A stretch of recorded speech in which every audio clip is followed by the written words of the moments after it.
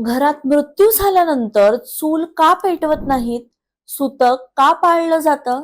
99% लोकांना माहिती नाही यामागील कारण. घरात एखाद्याचं निधन झाल्यानंतर काही दिवस चूल पेटवली जात नाही. ही फक्त परंपरा आहे की त्यामागे काही धार्मिक कारणही आहे? मंडळी, गरुड पुराणानुसार मृत्यूनंतर काही काळ सुतक पाळलं जातं. या काळात कुटुंबाने शोक व्यक्त करावं, मानसिक स्थैर्य मिळवावं आणि दिवंगत आत्म्याच्या स्मरणात वेळ घालवावा अशी परंपरा आहे. अनेक धार्मिक मान्यतानुसार या काळात आत्मा घराच्या परिसरात वावरत असल्याचं मानलं जातं.